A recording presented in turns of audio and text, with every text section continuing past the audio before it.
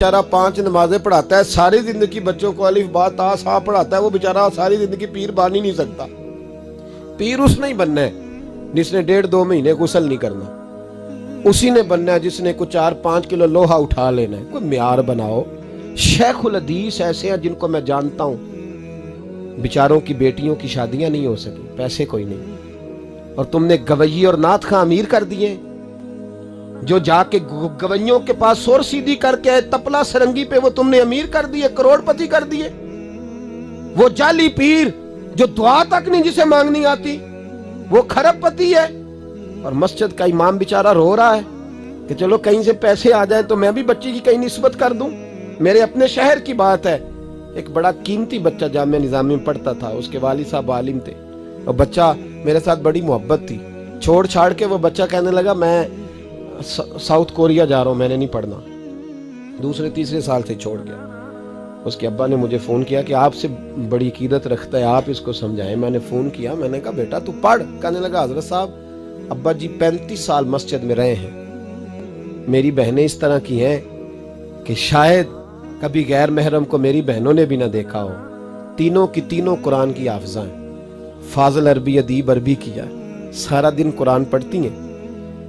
थक गया मेरा बूढ़ा सफेद दाढ़ी वाला आलिम बाप रिश्ता ढूंढते पर रिश्ता नहीं मिला, क्योंकि हम मस्जिद की छत पे रहते हैं। एक बीबी रिश्ता देखने आई थी, और जब वो छत पे चढ़ने लगी, रिश्ता दिखाने वाली उसको लेके आई, छत पे चढ़ने लगी तो चढ़ते चढ़ते कहने लगी ओहो ये मस्जिद में रहते हैं,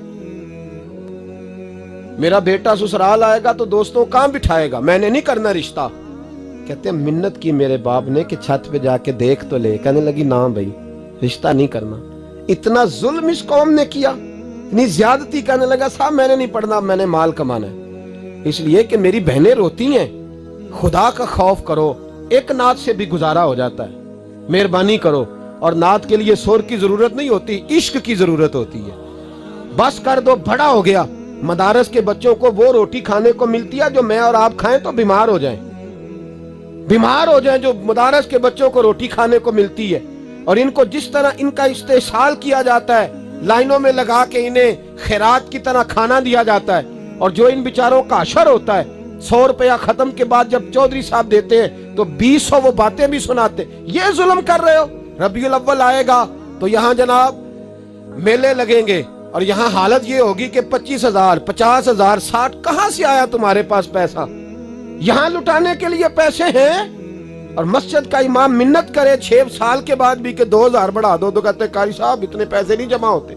ये पैसा कहां से आता है? खुदा का वास्ता, ये भी मेरे आला हजरत का पैगाम है, इसको भी सुनो। आला हजरत से जब कहा गया ना, हमारे तो अल्लाह खैर करे नाथ खां और मैं वो कोई पैसे फेंकने आते हैं महफिल में तो मना करता हूँ। क्यों?